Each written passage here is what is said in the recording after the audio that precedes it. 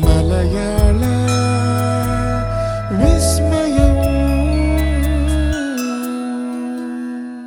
മലയാള വിസ്മയം. ഇത് മറുനാടിൻ്റെ മലർവാടി. കാന്താര 1-ാം അധ്യായം OTT-യിൽ ഇറങ്ങിയ ശേഷവും മംഗലാപുരത്തും കാസർഗോഡിലെ തിയേറ്ററിലും ഹൗസ്ഫുൾ ആയിട്ട് തന്നെ പ്രദർശനം കണ്ടു. പക്ഷെ സംവിധായകനും നായകനുമായ ഋഷഭ് ഷെട്ടിയുടെ കോസ്റ്റൽ ബെൽറ്റിൽ ഈ ചിത്രത്തിൽ തെയ്യത്തിനെയും കോലത്തെയും കാണിച്ചതിന് എതിർപ്പുകൾ നേരിടേണ്ടി വന്നു. സിനിമയിൽ പ്രദർശിപ്പിച്ചതിനെ കളിയാക്കിയതിന് ബോളിവുഡിലെ രൺവീർ സിംഗ് വരെ മാപ്പ് ചോദിക്കേണ്ടി വന്നു. എന്നാൽ ഈ പ്രദേശത്ത് ദൈവം എന്ന് പറയുന്ന ശക്തിയെ സിനിമയിൽ കാണിക്കുന്നതിനെയും കണ്ടവർ അനുകരിക്കുന്നതിനെയുമാണ് എതിർപ്പുകൾ ഉണ്ടാകുന്നത്. മംഗലാപുരം ഭാഗത്തിലെ ദൈവത്തിനും കേരളത്തിലെ തെയ്യത്തിനും വളരെ സാമ്യതയുണ്ട്. പക്ഷെ കാസർഗോഡ് ഭാഗത്തിൽ തെയ്യത്തിന് സിനിമയാക്കുമ്പോൾ ആരും എതിർപ്പുകൾ ഉണ്ടാക്കാറില്ല. ഈ വ്യത്യാസം ആദ്യത്തെ കാന്താര വന്നപ്പോഴും വളരെ ചർച്ചകൾ ഉണ്ടാക്കിയിട്ടുണ്ട്. ഈ തർക്കത്തെ സംബന്ധിച്ച് കാസർഗോഡിൽ നിന്ന് മംഗലാപുരം വരെ നിരവധി അമ്പലങ്ങളിലും തറവാടുകളിലും അഷ്ടമംഗല പ്രശ്നം പറഞ്ഞിട്ടുള്ള പാരമ്പര്യമുള്ള ജ്യോതിഷി അനീഷ് പെരുമ്പള എന്താണ് പറയുന്നതെന്ന് നമ്മൾക്ക് കേൾക്കാം. നമസ്കാരം. നമസ്കാരം. കാന്താര സിനിമയിൽ കാണുന്ന ദൈവത്തിനും കാസർഗോഡ് ജില്ലയിലെ തെയ്യത്തിനും സാമ്യതയുണ്ട്. പക്ഷെ ദൈവത്തിനെ സിനിമയിൽ കാണിച്ചു എന്ന മംഗലാപുരത്ത് നടക്കുന്ന പോലത്തെ പ്രൊട്ടസ്റ്റ് കാസർഗോഡിൽ നടക്കാറില്ല. അതെന്തുകൊണ്ട്? നമ്മുടെ കർണാടക കാസർഗോഡ് എന്ന് പറയുമ്പോൾ ഇതൊരു അതിർത്തി പ്രദേശമാണ് കാസർഗോഡ് ജില്ല എന്ന് പറയുന്നത്. ഏകദേശം ഇവിടെ കർണാടകത്തിൽ അതേ ഏകദേശ സംസ്കാരം തന്നെയാണ് ഈ കാസർഗോഡും നമ്മൾക്ക് ഉള്ളത്.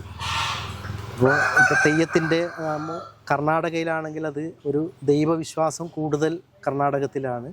അതിനവരെ ദൈവമായിട്ട് തന്നെ ആരാധിച്ചിട്ടും തെയ്യത്തിനെ കോലസ്വരൂപത്തിലും കാര്യങ്ങളൊക്കെ ആയിട്ടാണ് കർണാടകത്തിൽ നടക്കുന്നത്. ഇപ്പോൾ കർണാടകത്തിൽ കുറച്ച് മാറി ഇപ്പോൾ ഈ കാസർഗോഡൊക്കെ എത്തുമ്പോൾ തന്നെ ഇവിടെ വിശ്വാസികൾ പലതരമുള്ള ആൾക്കാരുകളാണ് ഉള്ളത്. അപ്പോൾ കൂടുതലും ദൈവത്തിനെ വിശ്വസിക്കുന്ന ആൾക്കാർ, പിന്നെ തെയ്യത്തിനെ കലാരൂപമായിട്ട് കൊണ്ടാടുന്ന ആൾക്കാരുണ്ട്, അതിലേതിലും വിശ്വസിക്കാത്ത കൂട്ടർ, ഇങ്ങനെ പലർക്കും പലതരം വിശ്വാസങ്ങളാണ്, അവരവരെ വിശ്വാസങ്ങളാണുള്ളത്. അപ്പോൾ ഇതിനെ ഒരു ദൈവക്കരുവായിട്ട് കാണുന്ന ഒരു സിനിമയാണ് ഈ കാന്താര സിനിമ എന്ന് പറയുന്നത്, അതല്ലേ? അപ്പോൾ ഒരാൾ കഥ എഴുതിയിട്ട് ഒരു സംവിധാനം ചെയ്തിട്ട് അതിനെ ജനങ്ങളിലേക്ക് എത്തിക്കുമ്പോൾ അത് പല ആൾക്കാരും പല വിശ്വാസത്തിലും എടുത്തിട്ടാണ് ആ സിനിമ കാണുന്നത്, അല്ലേ? ചിലവർ തെയ്യത്തിൻ്റെ തന്നെ അത് സ്വരൂപമായിട്ട് തന്നെ ആ സിനിമ കാണുന്ന ആൾക്കാരുണ്ട്. മറ്റത് എല്ലാ കലാമൂല്യങ്ങളും ഉൾക്കൊണ്ടുകൊണ്ട് എല്ലാ കഥകളും മനസ്സിലാക്കിക്കൊണ്ട് ഇതൊരു കഥയാണ് എന്ന് മാത്രം കരുതി നിൽക്കുന്ന ആൾക്കാരുമുണ്ട് അതിൽ.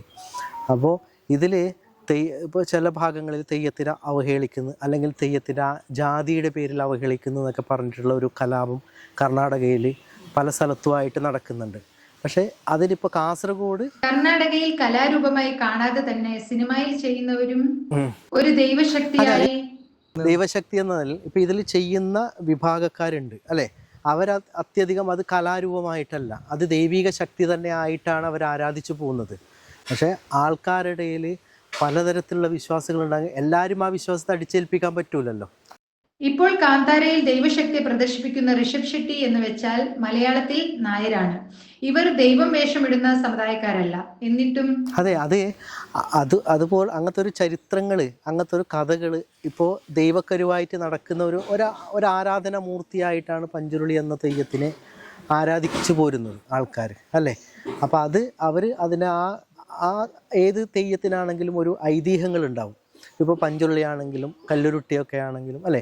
ആ തെയ്യത്തിനൊക്കെയുള്ള ഒരു കഥകൾ, ഒരു ഐതിഹ്യങ്ങൾ, കാര്യങ്ങളുണ്ടാവും. ആ ഐതിഹ്യങ്ങളെ വെച്ചുകൊണ്ട് കഥകൾ ഉണ്ടാക്കിയിട്ട് അത് ജനങ്ങളിലേക്ക് എത്തിച്ചതാണ് ഈ പറയുന്ന ഋഷഭ് ഷെട്ടി കാര്യങ്ങളൊക്കെ ചെയ്യുന്നത്. പക്ഷെ അതിൽ ഒരു വിഭാഗം ആൾക്കാർ ആ തെയ്യങ്ങൾ ഉണ്ടാക്കുന്നത്, അല്ലെങ്കിൽ ആ തെയ്യത്തിനെ കോലസ്വരൂപത്തിലേക്ക് നയിക്കുന്ന വിഭാഗക്കാരുണ്ടാവും, അല്ലേ? ജാതി പറയാൻ പറ്റൂല, വിഭാഗക്കാരുണ്ടാവും. അപ്പോൾ അവർക്കത് ദൈവം തന്നെയാണ്. അവരത്ര വ്രതാനുഷ്ഠാനങ്ങളോട് കൂടിയിട്ടും കാര്യങ്ങളൊക്കെ വ്രത അനുഷ്ഠാനം, ഇതിന് ചില ആചരണങ്ങൾ ഉണ്ടാവുമല്ലോ, അല്ലേ? ഒരു തെയ്യം നമുക്ക് കെട്ടണമെങ്കിൽ, അല്ലേ? തെയ്യങ്ങൾ നമുക്ക് കെട്ടണമെങ്കിൽ അതിന് ചില വിശ്വാസങ്ങളും ആചാരങ്ങളും അനുഷ്ഠാനങ്ങളൊക്കെ നമുക്ക് ഉണ്ടാവും. ആ ആചാരാനുഷ്ഠാനത്തോട് കൂടിയിട്ട് ഒരു വിഭാഗം ഉണ്ട്, ജനങ്ങളുണ്ട്, അവർക്കത് ദൈവം തന്നെയാണുള്ളത്. പക്ഷെ അത് മറ്റുള്ളവർ ചെയ്യുമ്പോൾ അത് ദൈവമായിട്ട് അംഗീകരിക്കുന്നില്ല. മറ്റുള്ളവർ ചെയ്യുമ്പോൾ ഇപ്പോൾ അതിൽ കഥാപാത്രത്തിന് വേണ്ടിയിട്ട് ഋഷഭ് ഷെട്ടി തന്നെ തെയ്യക്കോലങ്ങൾ അണിഞ്ഞിട്ടുണ്ട്. അതൊന്നും ഈ ജനങ്ങൾ അംഗീകരിക്കുന്നില്ല. അത് ഏതൊരാളും അതൊരു തൊഴിൽ, പാരമ്പര്യമായിട്ടുള്ള ഒരു തൊഴിലും ഒരു അല്ലേ ദൈവത്തിൻ്റെതായിരിക്കുന്ന ഒരു ഇതാണ് കലാരൂപം എന്നല്ല പറയല്, ദൈവക്കരു തന്നെയാണ് ഇത് പറയുന്നത്. അത് ഇതര സമുദായക്കാർ കെട്ടുമ്പോൾ അത് ഒരിക്കലും മറ്റുള്ള സമുദായക്കാർ അത് അംഗീകരിക്കുന്നില്ല. കാസർഗോഡിൽ എങ്ങനെയാണ് ദൈവവിശ്വാസം? ഇപ്പോൾ കാസർഗോഡും ഈ തെയ്യം കെട്ടുന്ന ജാതി തിരിച്ചിട്ടുള്ള വിഭാഗങ്ങളുണ്ട്. അവരുടേതായ പിന്നെ ജാതി തെയ്യം, മറ്റുള്ളവർ ഇതിനെ വേറെ. ഇപ്പോൾ ഉദാഹരണത്തിന് പറയുകയാണെങ്കിൽ കേരളത്തിൽ കളിയാട്ടം എന്നൊരു സിനിമ ഇറങ്ങിയിട്ടുണ്ടായിരുന്നു. സുരേഷ് ഗോപി ഒരു നായകനായിട്ട് നടക്കുന്നൊരു സിനിമയാണത് ഉണ്ടായിരുന്നത്. അപ്പോൾ സുരേഷ് ഗോപിക്ക് അതിൽ തെയ്യം കെട്ടുന്ന ഇതൊക്കെ ഉണ്ടായിരുന്നു. ആ സിനിമ കണ്ടിട്ടുണ്ടാവുമെന്ന് അറിയില്ല അല്ലേ? കണ്ടിട്ടുണ്ട്. അപ്പോൾ നാഷണൽ അവാർഡ് കിട്ടിയതാണ്. ദേശീയ അവാർഡ് കിട്ടിയ സുരേഷ് ഗോപി കളിയാട്ട സിനിമയാണ്. പക്ഷേ അതിൽ ഈ തെയ്യം കെട്ടുന്ന വിഭാഗക്കാരായിട്ട് എൻ്റെ അറിവിൽപ്പെട്ടിട്ടോ അല്ലെങ്കിൽ ആരും ഒരു എതിർപ്പും ഇതുവരെ നടത്തിയിട്ടില്ല. അത് ഇവിടുത്തെ ആൾക്കാർ, ഭൂരിപക്ഷം ആൾക്കാരും അത് കലയായിട്ട് തന്നെ അംഗീകരിച്ചൊരു സിനിമയാണെന്നാണ് പറയുന്നത്. കലയായിട്ട് തന്നെ ആയിട്ട് അംഗീകരിച്ചു. അതിൻ്റെ പേരിൽ ഒരു പ്രശ്നങ്ങളോ, ഒരു സാമുദായിക പ്രശ്നങ്ങളോ കാര്യങ്ങളോ ഇന്ന് വരെ, ഈ നിമിഷം വരെ അത് ഉണ്ടായിട്ടില്ല. മംഗലാപുരത്തിലെ ഈ വിയോജിപ്പിനെ കുറിച്ച് നിങ്ങളുടെ വ്യക്തിപരമായ അഭിപ്രായം എന്താണ്? അല്ല, ഇതില് ഞാൻ നല്ലൊരു വിശ്വാസിയാണ്. ഞാനൊരു നല്ലൊരു വിശ്വാസിയാണ്. അപ്പോൾ ഓരോ സമുദായത്തിനും ഓരോ ആചരണങ്ങളുണ്ട്. ആ ആചരണം അനുസരിച്ചിട്ട് തന്നെ കാര്യങ്ങൾ ചെയ്തു പോകണമെന്നാണ് എൻ്റെ ഒരു അഭിപ്രായം. അത് ഇപ്പോൾ ആ കലയെ ഞാൻ അംഗീകരിക്കുന്നുണ്ടോ എന്ന് ചോദിച്ചാൽ ആ കലയെ ഞാൻ അംഗീകരിക്കുന്നില്ല. സിനിമയിലെ തെയ്യവും ദൈവമാണ് എന്നാണോ? ഞാനൊരു പുരോഗമന ചിന്താഗതിക്കാരനും കൂടിയാണ്. കാരണം ഒരാൾ എഴുതിയ ഒരു കഥാരൂപം മാത്രമാണത്. അതിൻ്റെ ചരിത്രങ്ങളും കാര്യങ്ങളും എഴുതിയ ഒരു കാര്യമാണ്.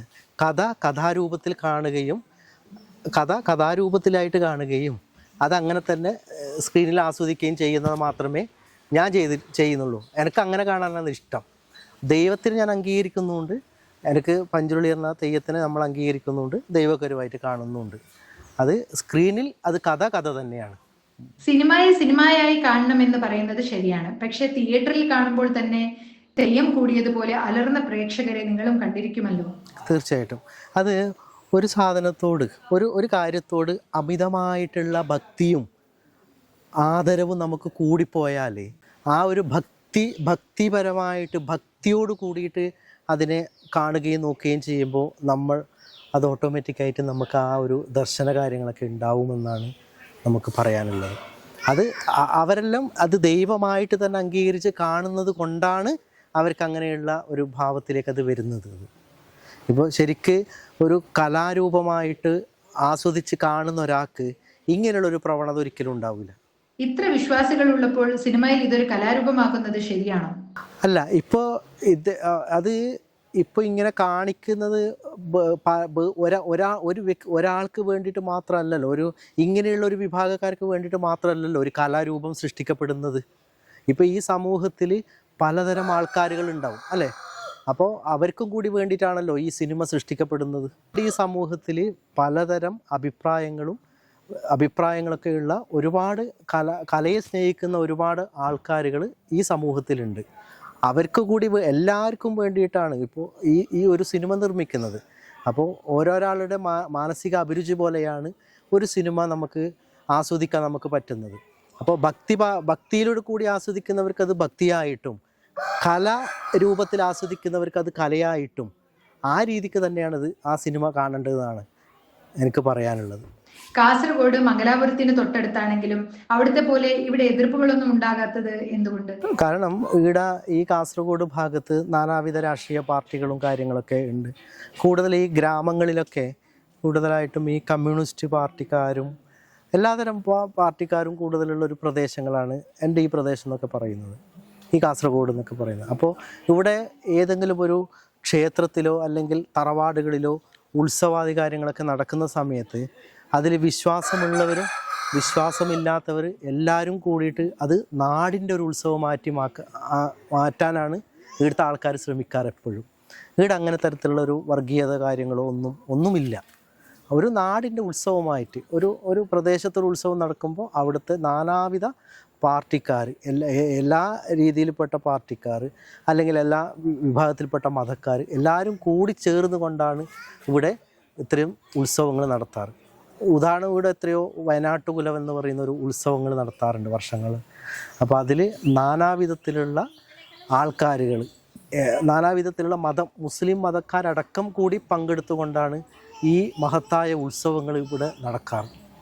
അപ്പോൾ അതൊരു നാടിൻ്റെ ഒരു സംസ്കാരമാണ്. കലാരൂപമായവർക്ക് അത് കലാരൂപവും, ദൈവികമായിട്ട് എടുക്കുന്നവർക്ക് അത് ദൈവിക രൂപമായിട്ട് തന്നെ ആ ഒരു വിഷയം അങ്ങനെ പോവും, മുമ്പോട്ട് പോകും. ഹായ്, ഞാൻ ജെ പി തുമിനാടാണ്. മലയാള വിസ്മയം കാണൂ, സബ്സ്ക്രൈബ് ചെയ്യൂ. ഹായ്, എല്ലാവർക്കും നമസ്കാരം. ഞാൻ നിങ്ങളുടെ പ്രകാശ് തുമിനാടാണ്. നിങ്ങൾ കാണുന്നുണ്ട് മലയാളം വിസ്മയ ചാനൽ. എല്ലാവരും സബ്സ്ക്രൈബ് ചെയ്യൂ. ഞാൻ നിങ്ങളുടെ രവിയണ്ണ ഷനിൽ ഗൗതം. മലയാളം വിസ്മയ ചാനൽ സബ്സ്ക്രൈബ് ചെയ്യൂ. Thank you. നമസ്കാരം, ഇതാണ് നിങ്ങളുടെ രവിയണ്ണൻ. പിന്നെ ഞാനാണ് നിങ്ങളുടെ ഗുരുജി രാജ് ബി ഷെട്ടി.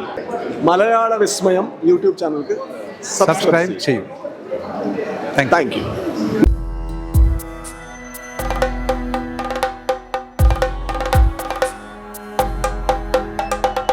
മലയാള വിസ്മയം. മലയാള വിസ്മയം. ഇത് മറുനാടിൻ്റെ മലർവാടി.